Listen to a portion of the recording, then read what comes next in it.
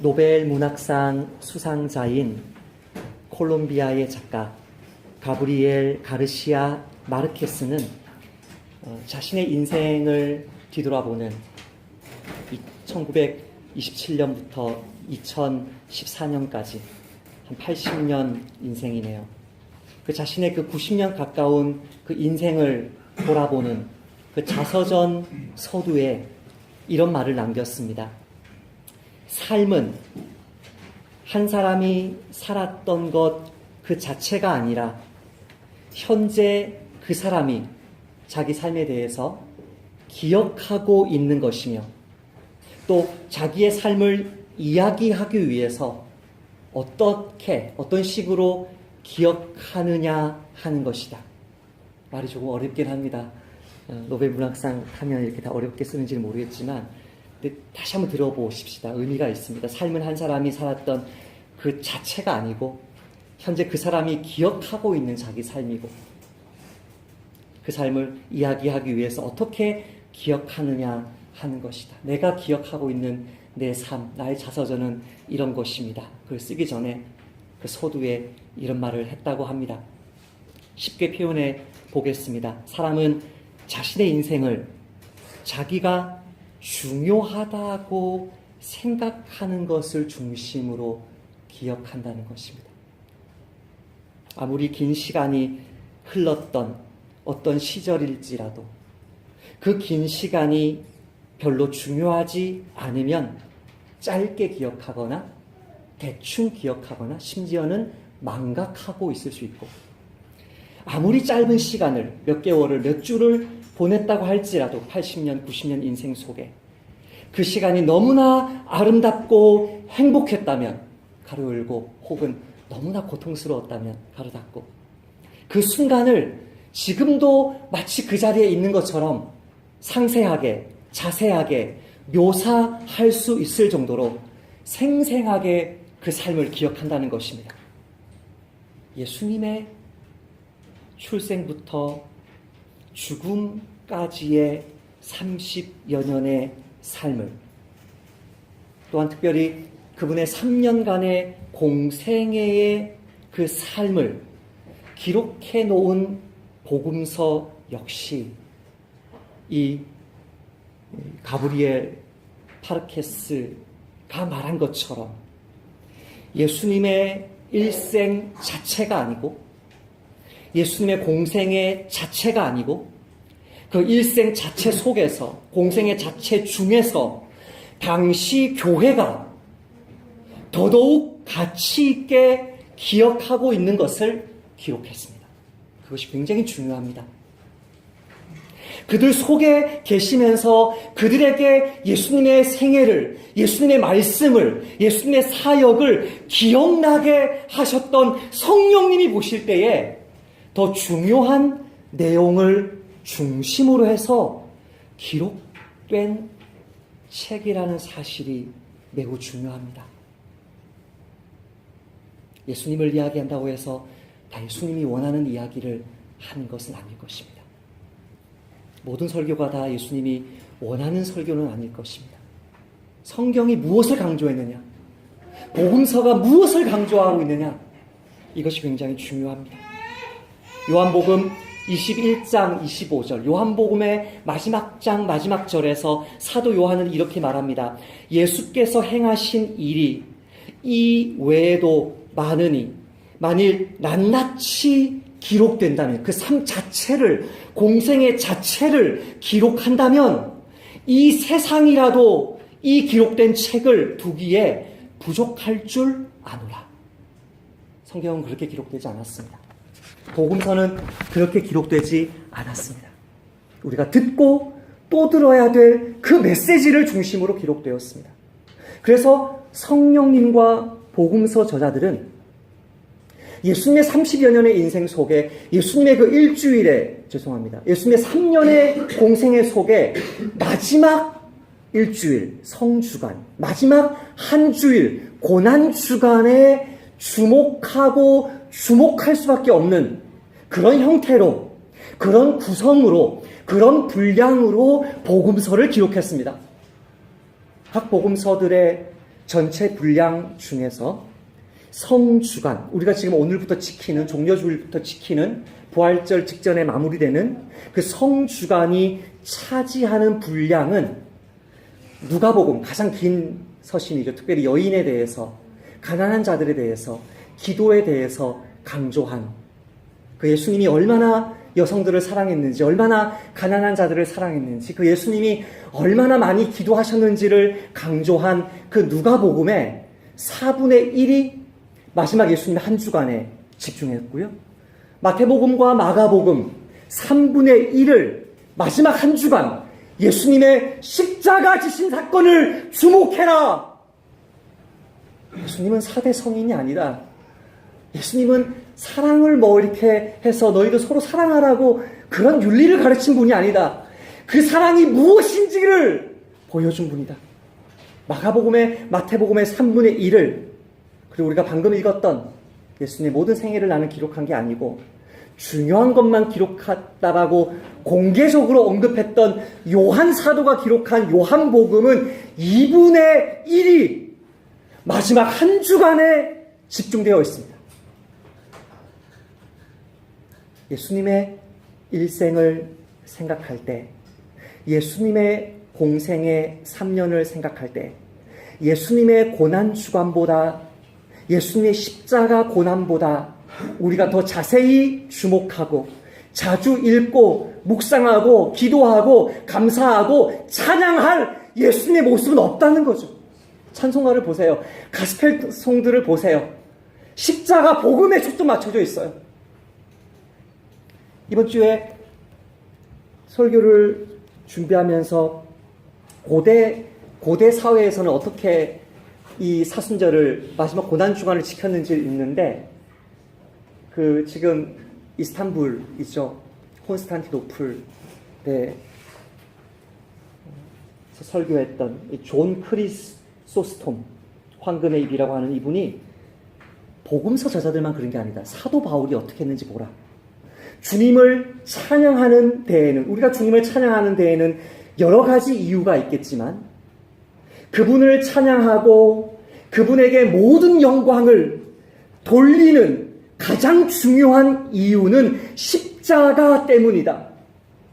사도 바울은 그리스도께서 우리의 유익과 안위를 위해서 베푸신 다른 모든 것들을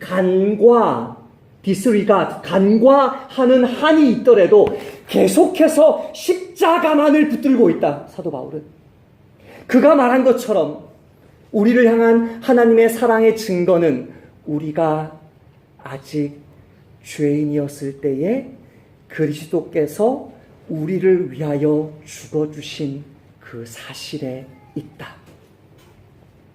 사도 바울은 다음과 같은 말씀에서 우리의 소망의 가장 최고의 토대를 이렇게 제시하고 있다. 우리가 원수되었을 때에 그 아들의 죽으심으로 말미암아 하나님으로 더불어 화목하게 되었은즉, 십자가 대속 사역의 그 은혜를 주셨은즉, 화목된 자로서는 더욱 그의 살으심을 인하여 구원을 얻을 것이다. 우리 속에 예수의 부활 생명이 있다. 삶 속에 매일매일 부활 생명의 그 구원을 누리기 위해서 십자가 은혜가 무엇인지를 주목하고 또 주목하게 했다는 것입니다. 복음서 저자들과 서신서 저자들과 신약의 그 사도들의 뜻을 따라 그들 속에 감동하시고 기억나게 하시면서 예수님의 십자가가 그분의 전생애 속에 가장 부각되도록 하신 성령님의 그 뜻을 존중함으로 기독교회는 성탄절 만들기 전에, 감사절 만들기 전에 교회력을 만들면서 하나만, 첫 몇백 년간 하나만 지켰는데 그 교회력이 뭐냐면 고난주간, 부활절이었습니다. 성령님과 성경의 뜻을 따르기 위해서 고난주간만 되면 모든 교회는 어떤 설교를 하고 있든지 멈추고 예수님의 고난을 묵상하도록, 어떤 교회 행사가 있든지 멈추고 고난주간을 기념하도록 2000년 교회가 교파를 초월해서 고난주간에 그 십자가, 우리 되게 하고 교회를 교회되게 한 그 은혜가 무엇인지를 기념하게 했습니다. 그것이 교회의 성경적인 전통이었습니다. 저희 교회가 개척된 첫 해에는 종료주일부터 성금요일까지 요일 순서대로 예수님의 십자가를 뒤따랐습니다. 둘째 해에는 가상 7언을 하나씩 묵상했습니다. 지난 해에는 우리가 읽고 있던 마가복음의 그 순서가 정확히 고난주간 순서였기 때문에 그 순서대로 말씀을 전했습니다. 매일 새벽 성령님이 우리에게 더 자세히 기억하게 명하신 그 예수님의 삶을, 그 예수님의 은혜를 기억하고 붙들고 순종하려고 애써 왔습니다. 그리고 올해는 마태복음의 순환 기사를 읽으려고 합니다. 한 달, 두 달, 바흐의 마태순환곡만 계속 들으니까 제 딸이 아빠 왜 이것만 계속 차에 틀어놔요? 그래서 제가 혹시 안 듣고 싶어서 그러니? 그럼 제가 꺼주려고, 애들 태울 때는 꺼주려고, 안 듣고 싶어서 그러니? 아니 그게 아니라 궁금해서요. 이게 뭐예요? 마태순환곡인데 고난주간만 아빠가 들을 거야. 이제 고난주간 지나면 이제 안 들어. 마태순환곡이 전주곡과 함께 다음과 같은 합창곡으로 시작됩니다. 오라 너 딸들아 오라, 나와 함께 애통하자. 그분을 보라. 누구를요? 신랑이신 그리스도를. 그분을 보라. 어떻게요? 흠없는 하나님의 어린 양으로. 그것을 보라. 무엇을요? 그분의 오래 참으시는 사랑을. 보라. 어디를요? 우리의 죄책을. 그분을 보라. 우리에 대한 사랑 때문에 그분이 친히 그분의 십자가를 짊어지셨다. 오 흠없는 하나님의 어린 양이 저기 십자가 위에서 도살되셨도다. 멸시받고 잔인하게 고문당하셨음에도 고요하게 끝까지 참으셨도다. 그렇지 않았다면 우리가 절망하며 죽게 되었을 모든 죄를 우리를 위하여 짊어지셨도다. 오 예수여, 우리를 불쌍히 여기소서. 이 합창곡을 이어서 오늘 우리가 읽었던 본문 말씀을 낭독하듯이 노래하면서 본문에 대한 바흐의 음악적인 묵상이, 음악적인 설교가 시작됩니다. 바흐는 이 마태순환곡이 매년마다 교회 안에서 연주되길 바랐습니다. 한 2시간, 2시간 반짜리 설교입니다. 아름다운 설교입니다. 왜 그렇게 했습니까? 예수님의 대속적인 고난이, 예수님의 십자가 죽음이 그리스도인이라면 우리가 가장 많이 주목하고 또 주목하고 반복해서 주목해야 될 그 예수님의 얼굴이기 때문입니다. 오 복되신 예수님, 어떻게 당신이 죽음에 넘겨질 수 있단 말입니까? 당신에게 십자가형이 선고되다니요. 당신이 자백해야 할 무슨 악행이 있단 말입니까? 무슨 죄를 지셨단 말입니까?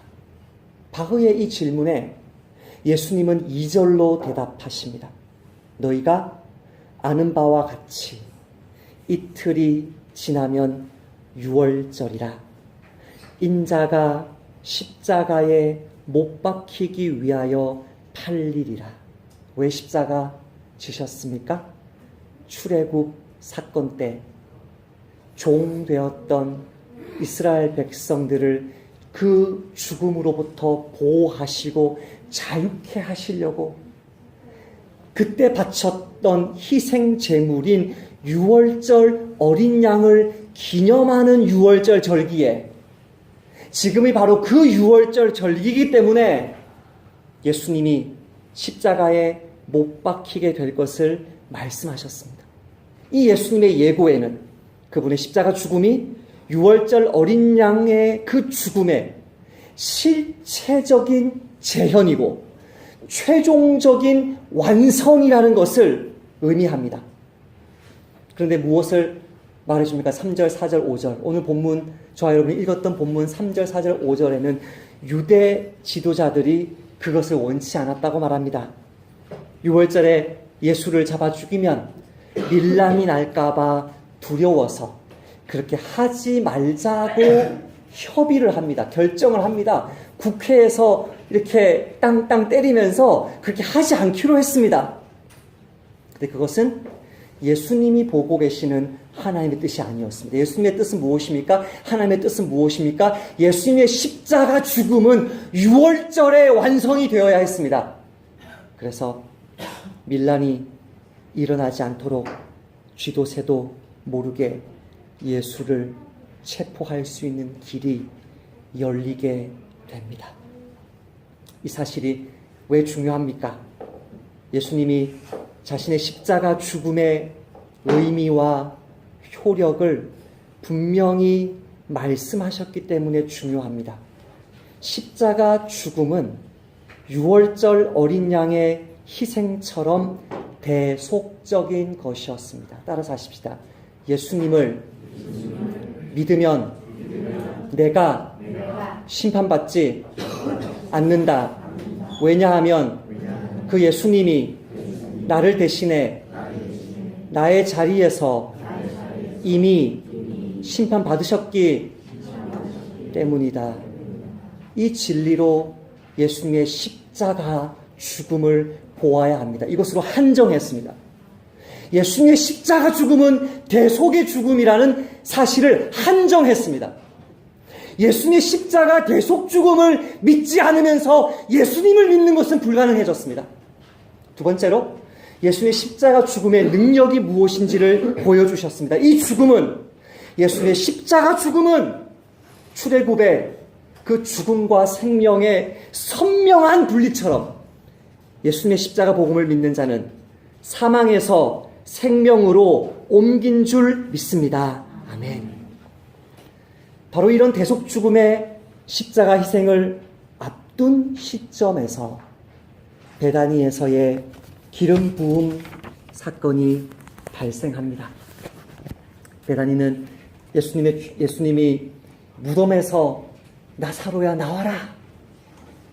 무덤에서 죽은 나사로를 살려내셨던 그 두 여동생 마리아와 마르다가 살고 있는 고향입니다. 게다가 요한복음은 이 여자의 이름이 마리아라고 부르고 있습니다. 마리아의 어떤 모습을 우리는 기억합니까? 예수님이 오셨을 때 갑자기 예수님이 들렀는데 우리 마르다는 착하고 충성스러워서 급히 예수님의 그 음식을 만들고 있는데 우리 마리아는 그 예수님의 발치에 앉아서 그분 말씀 하나 놓칠까봐 그 제자들, 그 마을에 있는 사람들 몰려있는 그 틈에 앉아서 예수님의 말씀을 듣고 또 들으면서 예수님이 이 땅에 왜 오셨는지, 예수님은 메시아구나. 사람들이 다윗 왕처럼 기름 부어서 세우지 않았지만 예수님은 메시아구나. 근데 예수님은 지금 고난받으러 가고 계시구나. 그 예수님을 메시아로 알아보고 그분께 기름을, 메시아가 기름 부음 받는 자니까 기름을 붓는데 예수님께 헌신하는 척 하기 위해서 기름을 붓는 것이 아니고 자기가 가지고 있던 최고가의 기름을, 예수님이 장례를 위해서 기름을 부었다라고 분명히 해석은 해주셨지만 장례를 위해서도 쓸 수 있지만 여성의 화장품으로도 썼던 기름이거든요. 이 땅에 어떤 기름이 수천만 원, 이게 1년치 노동자의 연봉이니까 수천만 원짜리 그 최고의 향유를 아낌없이 부어드리는 거죠. 12절에 예수님이 이렇게 말씀합니다. 이 여자가 내 몸에 이 향유를 부은 것은 내 장례를 위하여 함이니라. 마리아는 인색하지 않습니다. 마리아는 자신의 헌신과 다른 사람들의 헌신을 비교하지 않습니다. 마리아는 자기가 가지고 있는 최고의 것과 차선의 것, 조금 덜 중요한 것을 비교하지 않습니다. 그냥 자기가 가지고 있는 최고의 것을 아낌없이 부어드립니다. 그런데 제자들은 그 여인의 헌신이 과한 낭비라고 비난합니다. 어떻게 이런 상반된 가치 판단과 행동이 나타났을까요? 어떻게 예수님을 따르는 제자들인데 한 사람은 예수님이 누구인지를 분명하게 알고 있고 그분이 주실 그 은혜, 그분이 당하게 되실 그 사건이 어마어마한 은혜인 것을 어떻게 알고 있고 다른 사람들은 그것을 전혀 알지 못하고 과한 낭비라고 비난할까요? 가난한 자들을 구제해야 한다는 사실을 그 여인이 몰랐던 것이 아닙니다.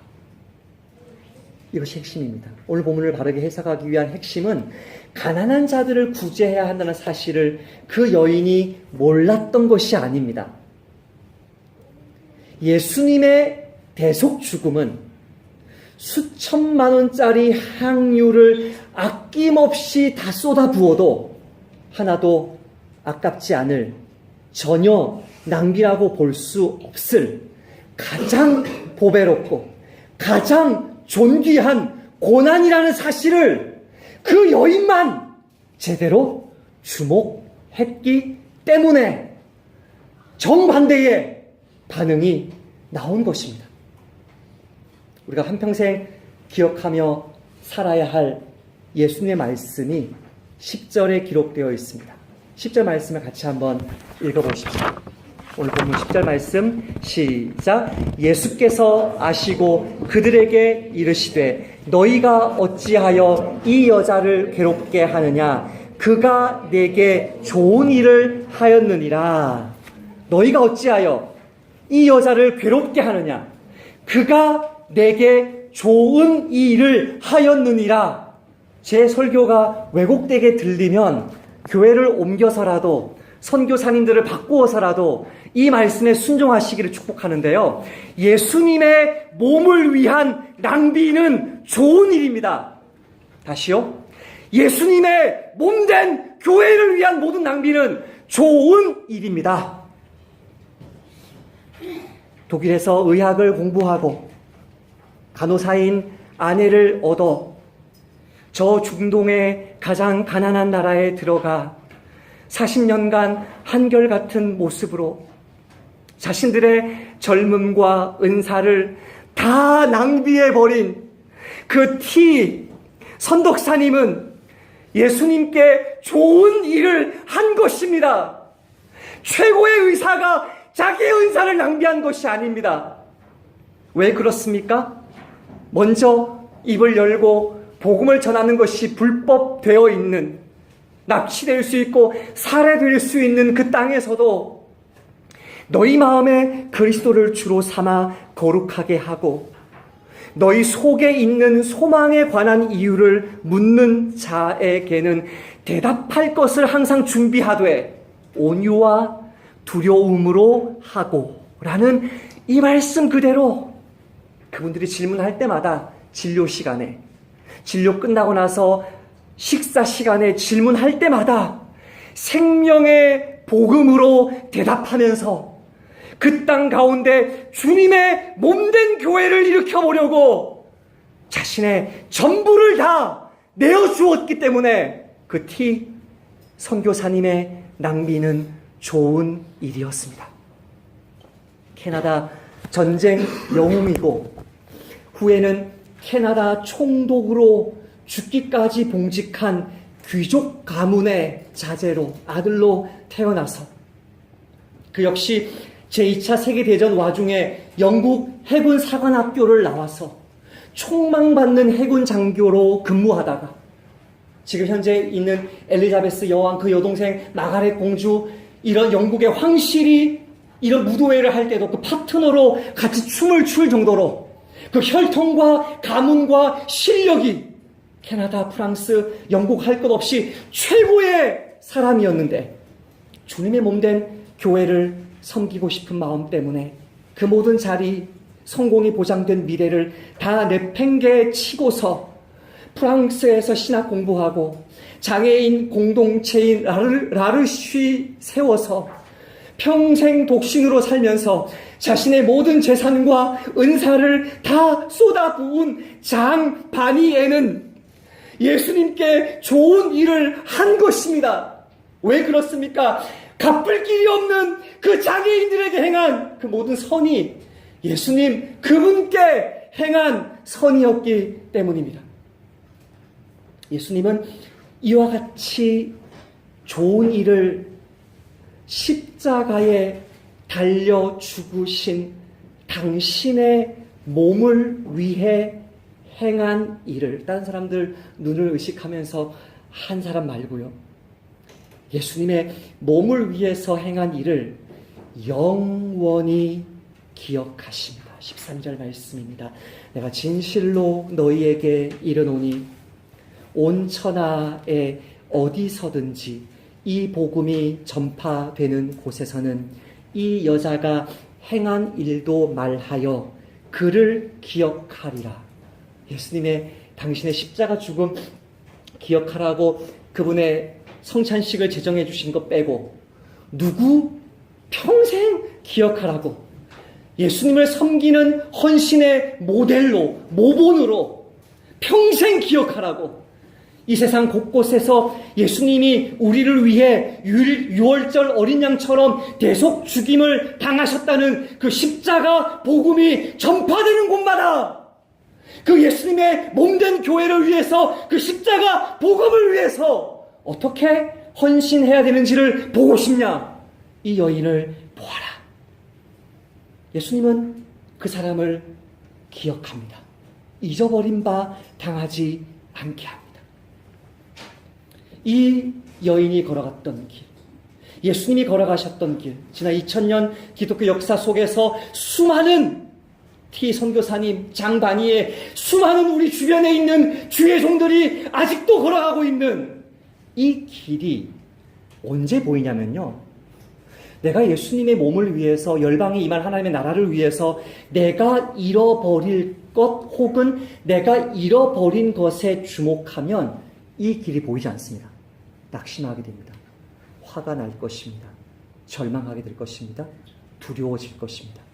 이 길은 오직 예수님이 나를 위해 잃어버리신 것이 무엇인지를 주목할 때야 보입니다. 내가 갈 길이 여기구나.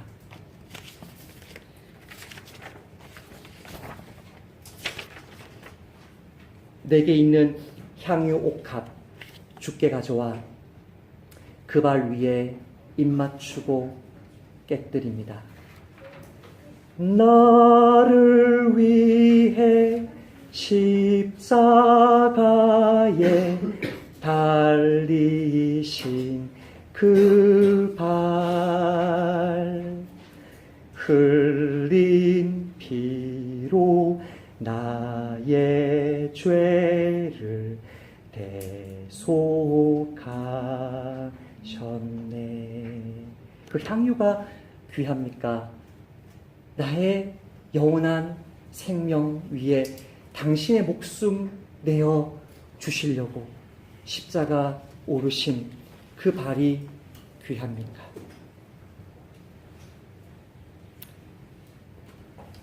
한 지인이 제게 전화를 하셨습니다. 몇 달 전에. 한 청년을 나그네 교회에 보내겠으니 잘 부탁한다고. 이 청년은 목사님만이 잡아줄 수 있는 것 같아서 그렇게 보냅니다. 그리고 그 청년의 연약함이 무엇인지, 그 청년의 직장 형편이 어떠한지 구체적으로 알려주시면서 그 청년과의 첫 만남을 준비시켜 주셨습니다. 기도로 준비했습니다. 제가 새신자들한테 그렇게 하지 않는데 처음 우리 교회에 왔을 때부터 말씀 기도를 매일 보내고 늘 하듯이 본문 말씀을 있는 그대로 그 형제가 온다는 사실은 알았지만 제 순서대로 설교하면 그 형제에게 필요한 말씀이 선포될 것이라고 믿었기 때문에 그대로 특별히 그 형제에 맞추지 않고 말씀을 선포하고 짧은 시간이었지만 성심껏 목양했습니다. 그런데 어느 날 장문의 메시지가 날아왔습니다. 목사님, 말씀이 너무 좋았습니다. 교회도 작지만 건강해 보였습니다. 하지만 결혼할 만한 젊은 청년이 보이지 않아서 제가 가는 것은 아닌 것 같습니다. 목사님과 교회 위에 계속 기도하겠습니다. 목사님의 설교도 계속 찾아 듣겠습니다.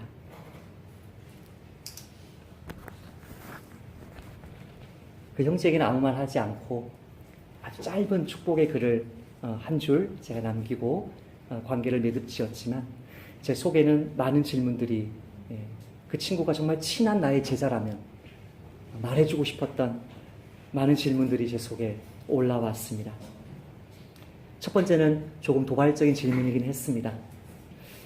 결혼할 만한 청년이 보이지 않는다고 하셨는데 과연 본인은 결혼할 만한 젊은 청년일까? 무슨 말이냐면 결혼을 못하거나 결혼이 결혼답지 못한 것이 과연 우리가 생각하듯이 결혼 상대자가 없기 때문입니까? 아니면 내가 하나님 앞에서 나의 이성 친구들 앞에서 제대로 된 결혼 상대자로 준비되지 못했기 때문입니까? 두 번째, 그런즉 너희는 먼저 그의 나라와 그의 의를 구하라. 그리하면 이 모든 것을 너희에게 더하시리라 라는 이 말씀을 이 청년은 정말 제대로 한 번이라도 이 말씀 읽어보았을까? 한 번 이 말씀 정말 멋있게 한번 제대로 그 인생 속에, 그 30년 인생 속에 경험해 보았을까? 심지어 이런 피식 제가 웃으면서 이런 생각까지 한 거예요. 과연 이 청년은 우리 나그네 교회에 제4유 청년들이 오고 있다는 사실을 알고 있을까? 한 주 왔다가 안 와버린 그 청일이 왔을 때는 제4유가 안 오는 날 하필 저 뒤에 앉아 계신 우리 지연 자매가 그 뒤에 곧 우리 교회의 혜성처럼 나타날 사실을 알고 계셨을까? 6월 말까지 잡아야 돼요. 6월 말에 가시기 때문에 제가 최근에 150명의 청년들 앞에서 그렇게 설교를 하고 왔는데 너무나 공기업의 회사에 네이버에 너무나 직장이 좋은 20대 후반의 남녀 청년들이 그득하여서 목사님이 추천만 하면 만나보겠다고 그 담당 청년부 목사님과 사모님이 나한테 와서 소개시켜달라고 하소연한 사실을 아실까? 그분은 이틀 전에 또 오셨어. 여기에 청년 소개시켜달라고. 그러나 가장 중요한 질문, 무엇보다 핵심적인 퀘션을 제가 날렸습니다. 제 속으로만. 자신은 왜 헌신하기 두려워 등 돌리면서 우리 교회 성도들이 이곳에 계속 남아서 교회다운 교회를 세워주고 설교다운 설교를 해주길 바랄까? 자신은 결혼 못할까봐 두려워하면서 왜 다른 사람들은 헌신해 주기를 기대하는 것일까? 예수님의 몸을 위한 지극히 당연한 헌신을 아까워하고 손해보는 낭비라 생각하면서 뭔가 모르게 화가 나 있는 이 시대에 우리는 내가 지금 선교사님들을 섬기든 선교를 섬기든 교회를 섬기든 내 주변의 이웃들을 예수님의 이름으로 섬기든 내가 지금 무엇에 주목하고 있는지를 묻고 또 물어야 됩니다. 이 세상에 그 어떤 보아하고도 내 인생, 내 80년 인생 이거 하고도 바꿀 수 없을 정도로 존귀한 예수님의 몸된 교회와 그 교회를 일으켜 세우는 십자가 복음에 내가 주목하고 있습니까? 아니면 사실은 그것과 비교하면 정말 그것과 비교하기에는 한없이 무가치한 나의 돈, 나의 시간, 나의 체력, 나의 은사, 나의 미래에 주목하고 있습니까? 우리 교회에 아주 가끔 오시는 어느 불신자가 이번 주에 아주 무서운 꿈 하나를 꾸셨다는 이야기를 어제 듣게 되었습니다. 꿈에서 귀신이 나타났습니다. 저는 불신자의 꿈에 귀신 나타나면 굉장히 좋아합니다. 제가 무슬림들이 해석이 안 되는 꿈을 꾸게 되면 저는 굉장히 좋아합니다. 제가 복음 전할 수 있는 기회이기 때문에 이 불신자가 꿈을 꾸었습니다. 어떤 귀신이 땅에서 서서히 올라오더니 자기를 막 쫓아오더라는 겁니다. 온 힘을 다해서 살려고 온 힘을 다해서 도망치면서 쇠문, 철문 하나 보여가지고 급히 열고 들어오니까 나그네 교회당이었답니다. 주일 예배 중이었답니다. 닭살이 돋는 가운데 이렇게 있는데 귀신도 역시 저 무거운 철문을 확 여는데 목사인 제가 설교하고 있는 것을 보더니 아이씨 하더니 들어오지 못하고 쾅 닫고 나가버리더라는 거예요. 그래서 나 예수 믿어야 되는 거 아니야? 나 교회 한 달에 한 번은 가야 되는 거 아니야? 하면서 닭살이 돋았다는 이야기입니다. 저도 그 얘기 듣고 닭살 돋았습니다. 아무리 꿈이라고 하지만 그 귀신이 아무렇지도 않게 저 얼굴 보면서 예배당 휘젓고 다니면서 그것도 설교라고 하냐? 그렇게 비웃는 꿈이었으면 어떡해. 아직 부르심이 있어서 하나님의 뜻이 있어서 나그네 교회에 남아 계시는 성도님들과 저의 가족들에게 주님의 이름으로 권면드립니다. 6월절 어린 양으로 죽으신 예수님의 십자가 복음을 위한 낭비는 예수님이 영원히 기억해 주시는 좋은 일입니다. 이 복음이 우리 교회에 남아있는 한 주님의 몸된 교회를 위한 여러분의 수고와 고생을 결코 아까워하거나 부끄러워하지 마시기를 부탁드립니다. 스스로 속이지 말라. 하나님은 업신여김을 받지 아니하시나니 사람이 무엇으로 심든지 그대로 거두리라. 자기의 육체를 위하여 심는 자는 육체로부터 썩어질 것을 거두고 성령을 위하여 심는 자는 성령으로부터 영생을 거두리라. 우리가 선을 행하되 낙심하지 말지니 포기하지 아니하면 때가 이름에 거두리라. 그러므로 우리는 기회 있는 대로 모든 이에게 착한 일을 하되 더욱 예수님의 몸된 믿음의 가정들에게 할지니라. 아멘. 사랑해 주님 감사합니다. 고난주간을 시작하며 바흐의 마태순환곡에 나오는 그 8군데의 성경 말씀들 중에 첫 번째 성경 말씀을 성도들과 함께 묵상했습니다.